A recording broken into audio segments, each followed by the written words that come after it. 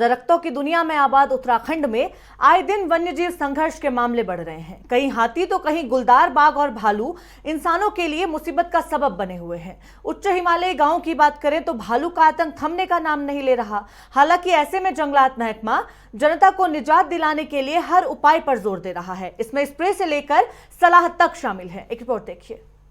इसमें क्या होता है ना, ये एक क्लाइमेट चेंज एक बहुत बड़ी बात है कि जितने आवश्यक है बर्फ़ का, वो नहीं होने के कारण उसका हाइबरनेशन में काफ़ी चेंजेस हो रहा है।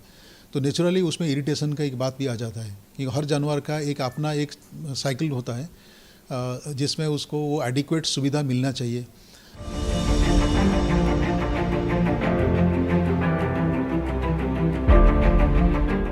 आबो हवा में लगातार हो रहे बदलाव का असर उस भालू पर भी पड़ने लगा है जिसका मिजाज ठंडे और घने जंगल में रहने का है।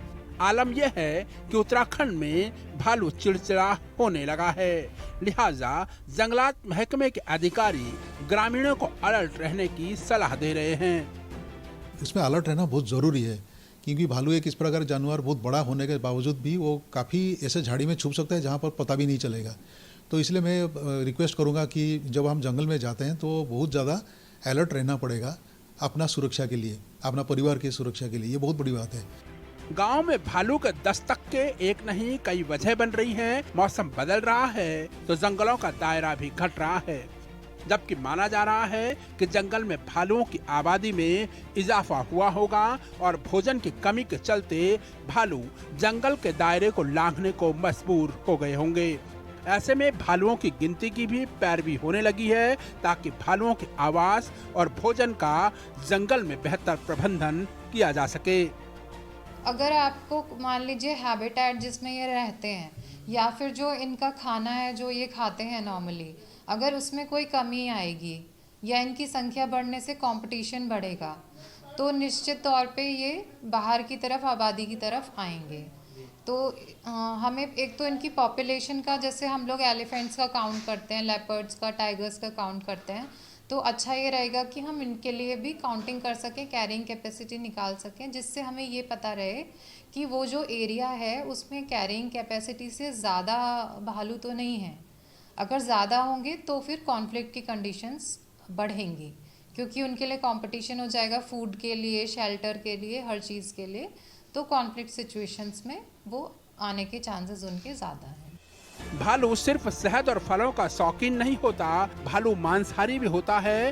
राज्य के अपर प्रमुख वन संरक्षक A.K. मिश्रा बकरी पालक और गौ पालकों को खास सलाह देते हुए कहते हैं उस वक्त बेहद सतर्क रहने की जरूरत है जब भेड़, बकरी और गाय बच्चा देती हैं। दरअसल भालू को इनकी नाल बेहद पसंद है। भालू कभी कभी लोगों का घर तक भी पहुंच जाता है। इसका कारण भी बहुत प्रकार की होते हैं। जैसे फॉर एग्जांपल जहां पर गाय भैंस को लोग पालते हैं और उनका बछड़ा इत्यादि का आकस्मिक मृत्यु हो जाते हैं तो उसको हमने इधर उधर ना फेंके, उसको ना बहुत बड़ा गड्ढा करके उसको रख दिया जाए क्योंकि उसका जो महक है वो बहुत दूर तक जाता है और हमारा जो भालू है वो आवास के आसपास पहुंच जाता है एवं उसमें अगर कोई किसी के सामने पड़ जाता है तो वो फिर वो अटैक हो जाता है। दूसरी बात यह है कि गाय और बछड़े का जन्म के टाइम पे जो प्लासेंटा इत्यादि जो निकलती है ना, उसका महक भी बहुत दूर दूर तक जाता है। इसको भी अच्छी ढंग से गड्ढा करके दबा दिया जाए ताकि इसका महक दूर तक ना जाए। सिमिलरली जो हमारा भेड़ बकरी को पालन करने में जो भाई लोग हैं, इन्होंने जब उसके साथ चलते हैं तो उसमें भी बहुत सारे बच्चे को जन्म होता है। वो बच्चा तो डेफिनेटली चल नहीं पाएगा, फिर उसको उन्होंने गोदी में ले लेते हैं चलने के लिए, तो उसका बॉडी का जो महक होता है ना वो उनका वस्त्र में हो जाता है। तो वो भी काफ़ी एक कारण होता है। जब हमने अकेले घूमते हैं, कुछ करते हैं, तो उस गंध से वो भी आकर्षित हो सकता है। जंगलात के अधिकारी जनता को सतर्क रहने की सलाह देते हैं तो साथ ही जंगल में भालू के पसंदीदा पेड़ों को बचाने की भी पैरवी कर रहे हैं। जंगल में बुरांस और काफल को पूरी तरह से संरक्षित करने पर जोर दे रहे हैं ताकि जंगल में भालू को खाना मिल सके। भालू का जो प्राकृतिक आवास स्थल है वहाँ पर भालू के लिए भी बहुत सारे फल प्रजाति का पौधा भी चाहिए होता है। उसको वन विभाग लगाता है लेकिन पौधा में फल आने के लिए समय भी बहुत लगता है ना। तो इसीलिए ये भी हमको करना पड़ेगा जिसमें भालू का जैसे काफल होता है वो पौधा को हम बिल्कुल संरक्षित करके रखें ताकि भालू अपना जो प्राकृतिक आवास है वो वहीं पर रहे, हमारे गांव के आसपास ना आए। तो मैं बाद में इतना खाली कहूँगा कि जंगल में जो हम जाते हैं बहुत अलर्ट रहना चाहिए, और हमने जो अपना गांव में जो रहते हैं उस टाइम पे भी हमको अलर्ट रहना पड़ेगा।